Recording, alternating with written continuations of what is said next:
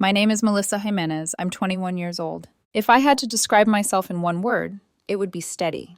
I've always been the type of girl who shows up on time, remembers the little things, and doesn't flake when people need me. I wasn't the kind to light up a room the second I walked in, or make everyone laugh at a party. That just wasn't me. But if you needed someone to lean on, someone who'd quietly keep the world from falling apart when things got messy, that was me. And for a while, Ethan loved me for it. He used to say I made him feel grounded, that I was the anchor when he was floating too far. Back then, I thought that was the highest compliment someone could give me. That maybe being the safe one meant I'd finally found my place in someone's heart. We met sophomore year of college. Ethan was in a student social club that organized mixers, charity events, weekend getaways, anything that gave him an excuse to gather people around. He had a kind of presence that pulled others in, always laughing, always late, always juggling 3 conversations at once. I was the opposite. I worked part-time at a little independent bookstore on the corner of campus, spent my evenings with my nose in a novel, and kept my circle small, maybe too small. But somehow he noticed me. I still remember the first time we spoke. He was running late to class, dropped his binder in the hallway, and while everyone else stepped over it, I knelt down to help him gather the loose papers. He cracked a joke about needing a personal assistant, and I didn't even laugh. I just handed him the last paper and said, or maybe just a better folder. For some reason, he found that funny. From then on, it was like he decided I was someone worth pulling into his orbit.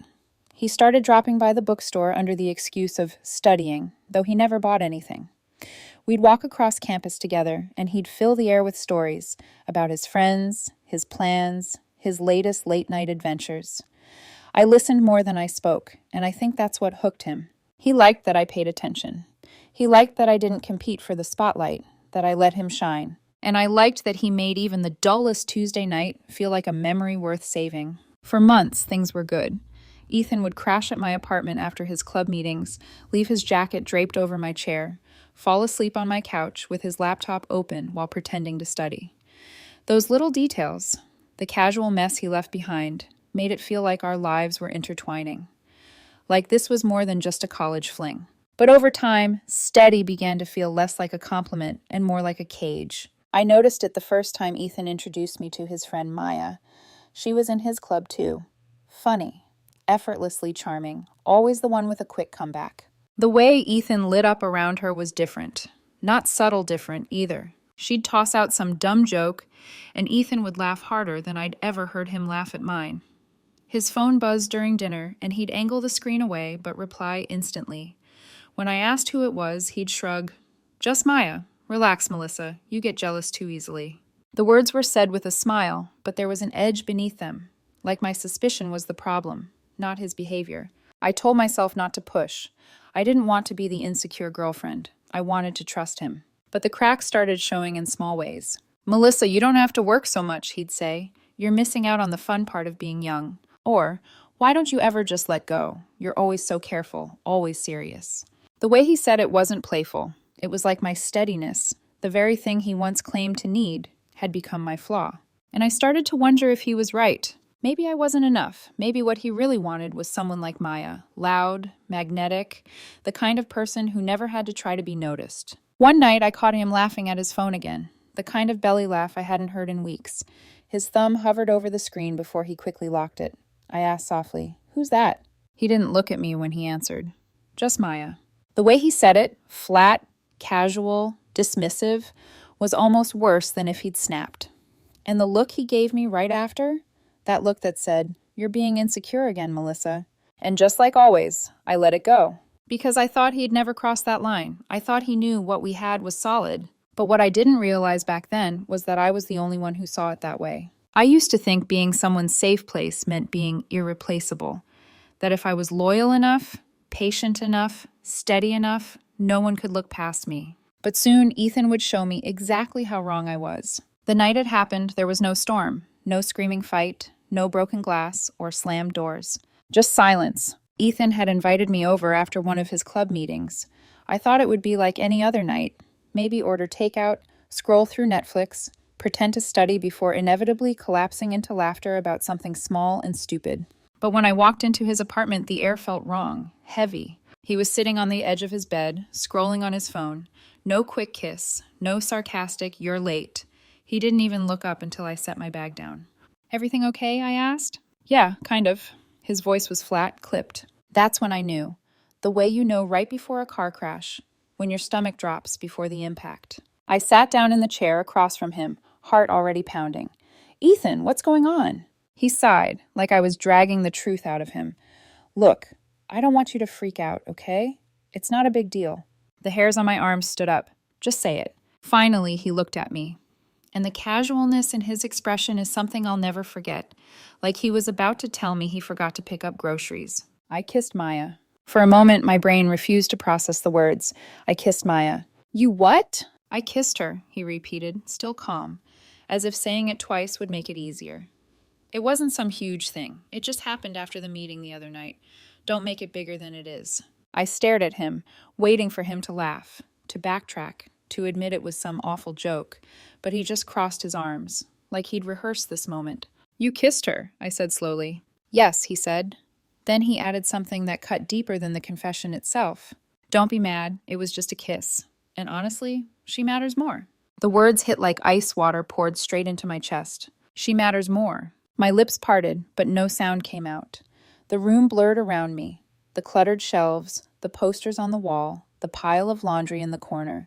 All of it faded until it was just him, sitting there, telling me I was the placeholder. Someone who matters more than me? I whispered. He hesitated. That hesitation told me everything. But then he pushed forward, almost defensive. I mean, yeah, kind of. You're steady, Melissa. You're good to me. But Maya understands me in a way you don't. With her, it's different, more fun. You're serious all the time. My chest tightened, but no tears came. No rage either, just a cold, hollow clarity. I realized then that he wasn't confessing because he regretted it. He was confessing because he thought I would bend, like I always did. That I'd accept second place as long as he threw me scraps of attention. I stood up slowly, my bag strap cold against my palm. Ethan looked confused, like he'd expected a fight. Screaming, accusations, maybe even me begging him not to leave. He looked like he had lines rehearsed for a battle that would never come. Instead, I just said, okay, then you won't need me anymore. His eyes widened. Wait, what? That's it? You're just going to leave? I didn't answer. I walked out the door, down the hallway, and into the night without looking back. When I got home, I sat on the edge of my bed for hours, my shoes still on, my bag still at my feet. The world felt muted. No buzzing thoughts, no frantic replay of his words, just silence. Except for one sentence, looping over and over. She matters more. Not like a dagger, not even like an open wound, more like a switch being flipped. The light I'd been shining on him all this time just went dark. And that's how Ethan lost me. Not with drama, not with fireworks, but with 7 words that showed me exactly where I stood. The morning after I walked out of Ethan's apartment, I half expected to wake up in tears, clutching my phone, replaying every detail in my mind like a wound I couldn't stop pressing. But when the sunlight cut across my room, all I felt was empty. Not devastation, not fury, just the strange stillness of a world without him in it. I didn't text him. I didn't call. I didn't beg for answers. And that silence terrified him more than anything else I could have done. By the 3rd day, my phone buzzed with his name. Ethan, hey, can we talk? It wasn't as bad as you're making it out to be. I stared at the message until the screen went dark. Then I slipped the phone back into my pocket and went on with my shift at the bookstore. The text kept coming, swinging wildly between tones. Ethan, you're overreacting. I told you the truth because I respect you. Doesn't that count for something? Ethan, so you're just going to ghost me after everything? Ethan, Melissa, I miss us.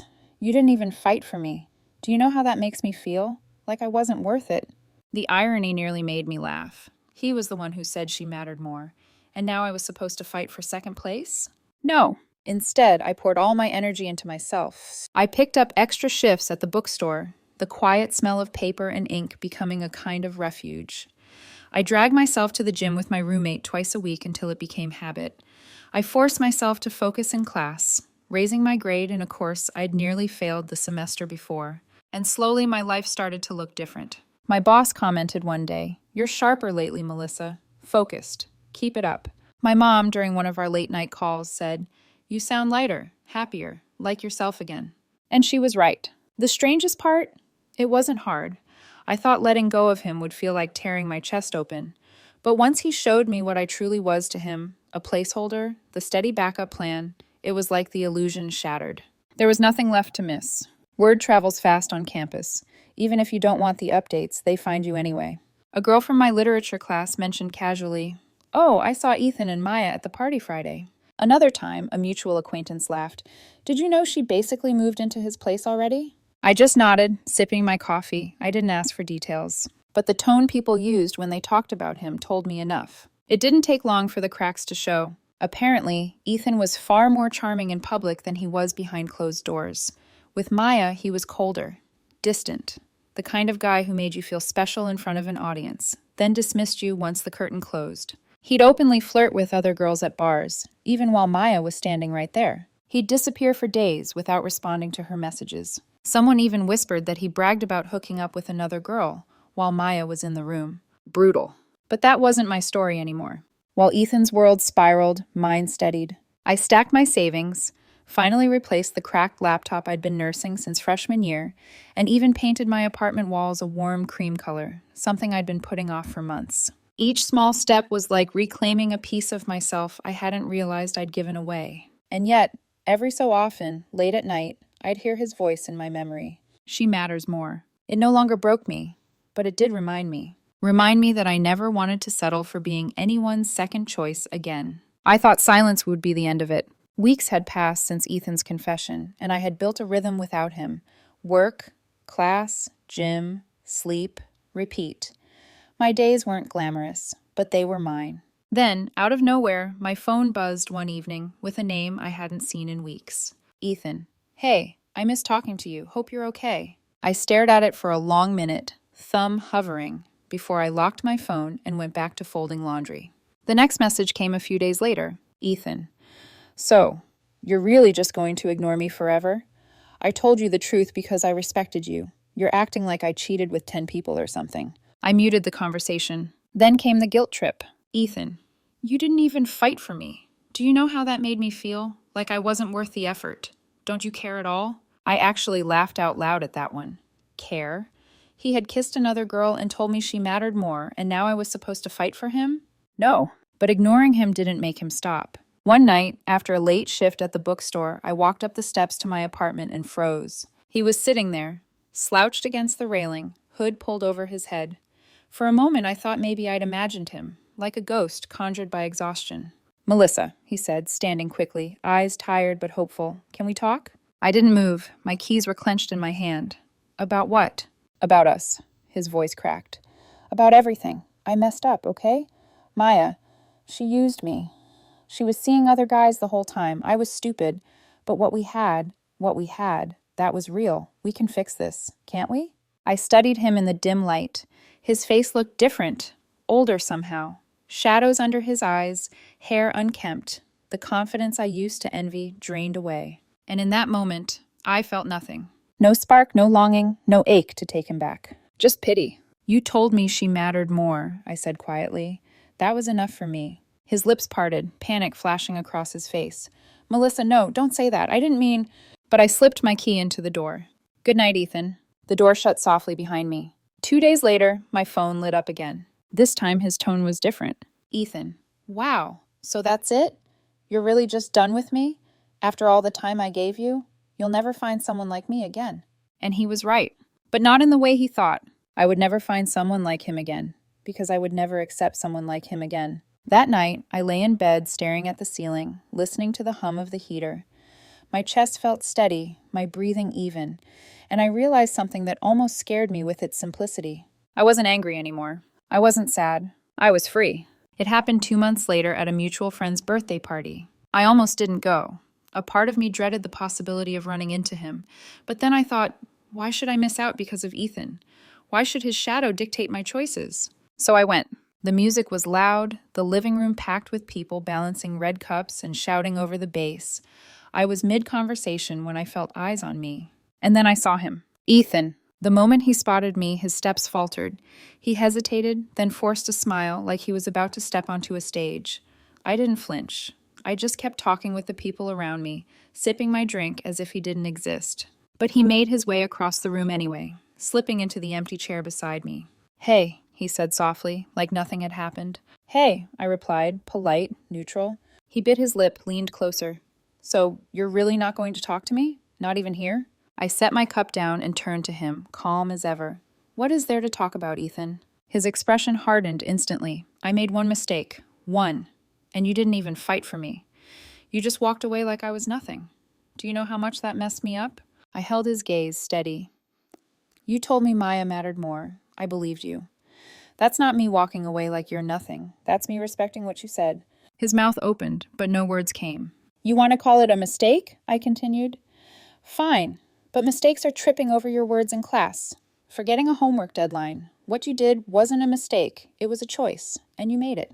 The noise of the party pulsed around us. Laughter, music, glasses clinking. But between us, there was only silence. Finally, he leaned forward, desperation flickering in his eyes.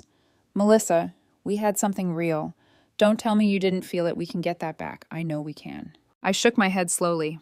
I don't hate you, Ethan. I don't even think about you anymore. Whatever happens in your life now, it has nothing to do with me. I stood, offered a polite smile to the group, and wished them a good night. When I walked out, leaving Ethan alone in the middle of all that noise, I didn't look back. And just like that, the story ended. After that night, there were no more messages, no more surprise visits, no more guilt trips, just silence. I never asked what became of him, but word trickled in anyway. Maya was gone. His grades plummeted. The crowd that once buzzed around him drifted away when the drama became too heavy. Meanwhile, my life kept moving forward. I stacked my savings, landed a better job, and even started seeing someone new, someone kind, grounded, and nothing like Ethan. And for the first time in a long time, I felt steady, free. Ethan once accused me of taking life too seriously, said I was always planning, always too careful. But in the end, stability saved me. It gave me peace when he burned down his own world chasing cheap thrills. I don't replay his words anymore. I don't lie awake wondering what I could have done differently. Because the second he said, she matters more, he handed me all the clarity I ever needed. I walked away, and I never looked back.